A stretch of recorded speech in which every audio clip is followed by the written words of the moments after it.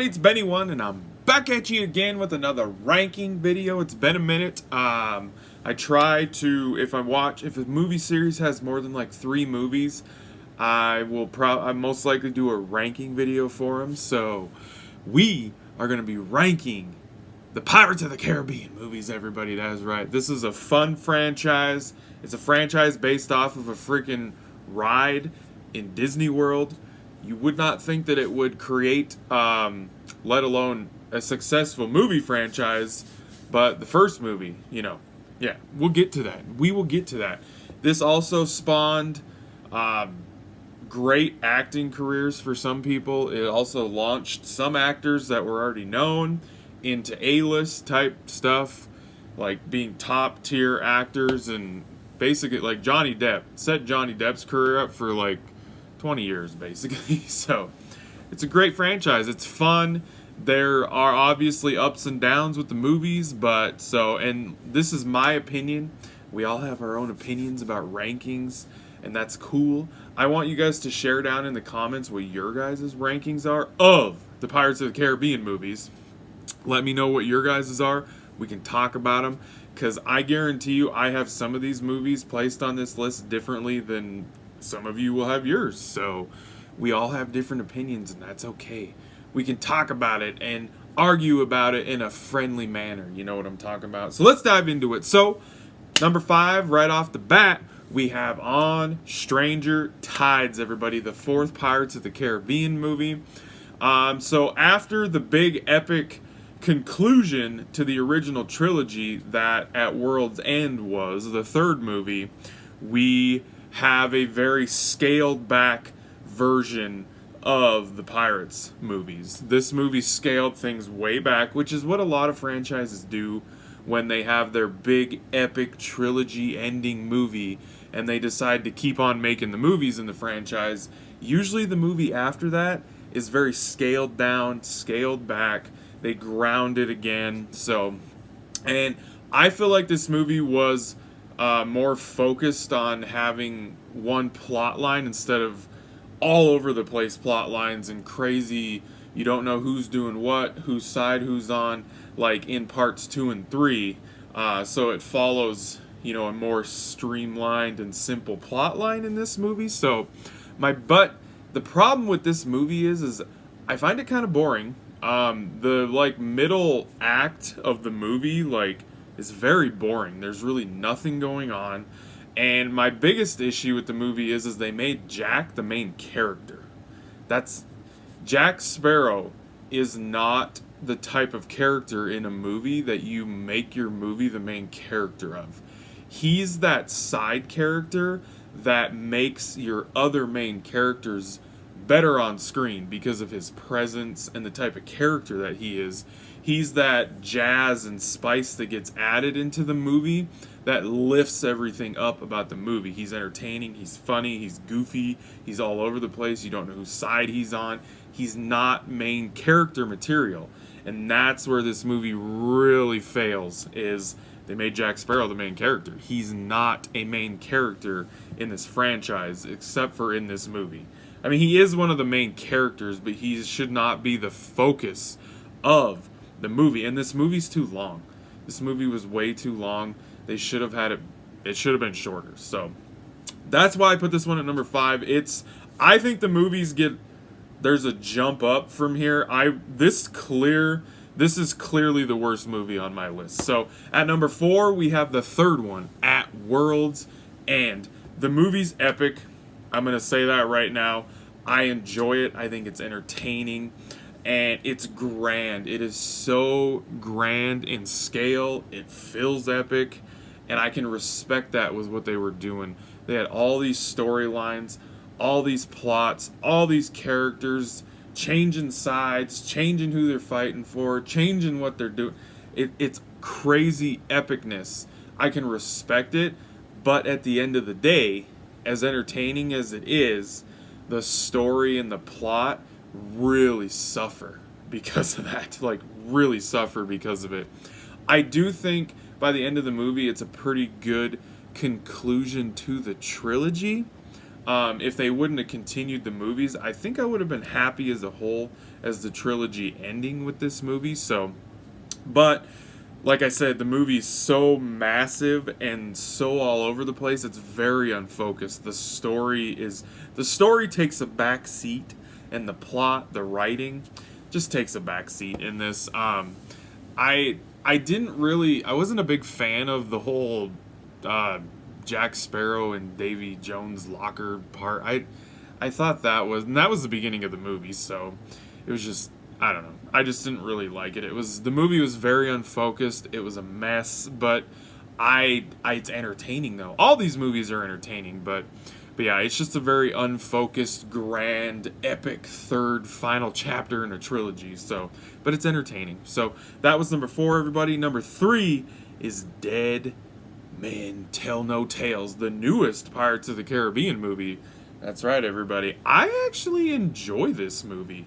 I think it course corrected what the fourth one did, and it kind of went back to the form of what the series was, because it has a plot that's very similar to the first Pirates of the Caribbean movie, where you have a bunch of people going after one solid thing, just one thing. It has a very streamlined plot.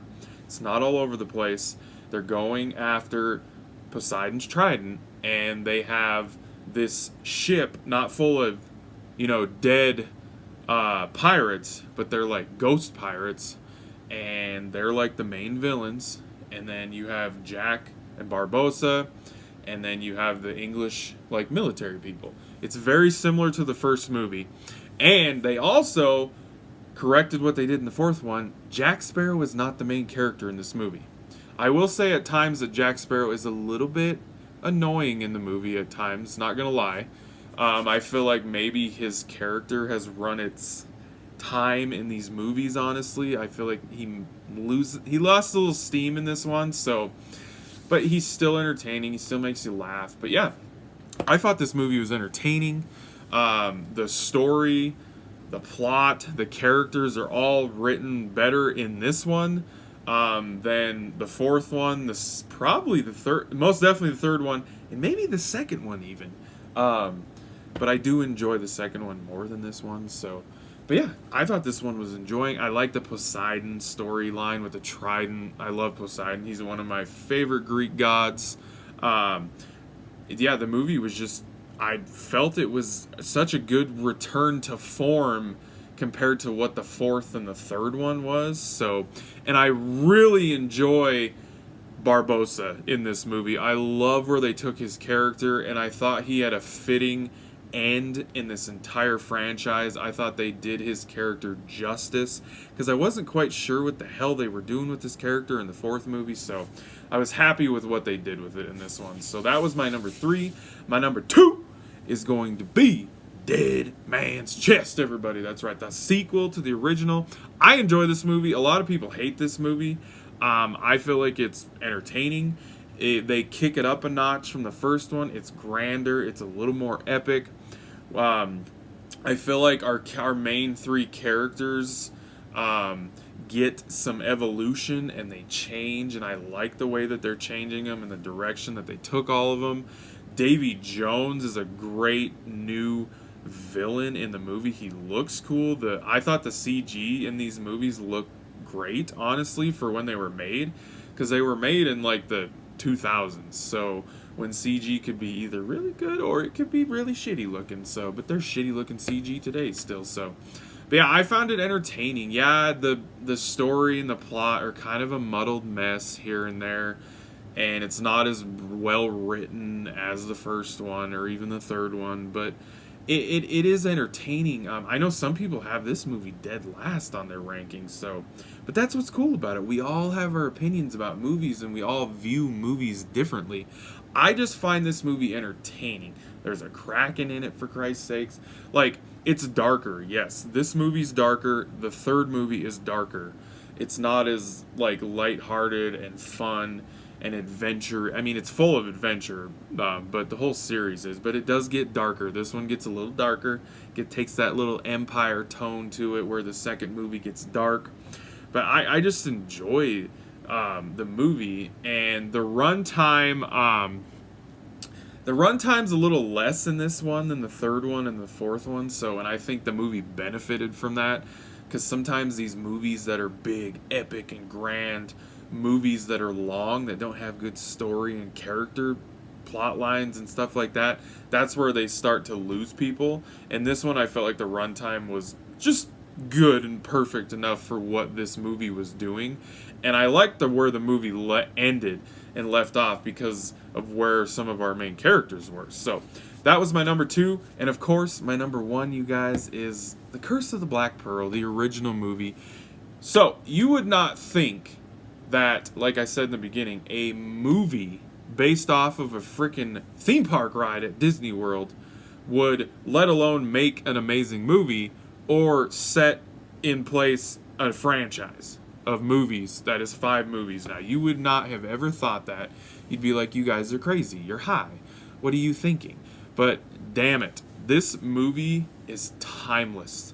The Curse of the Black Pearl is timeless. It's one of those movies like Back to the Future or the original Star Wars, just movie like the original Jurassic Park. It will never get old. Throughout the years, when I'm old, show my grandkids, whatever, people will always enjoy this movie. It will always be a good quality movie no matter how old it is. It's got great characters. It's got a great story. It's got great plot.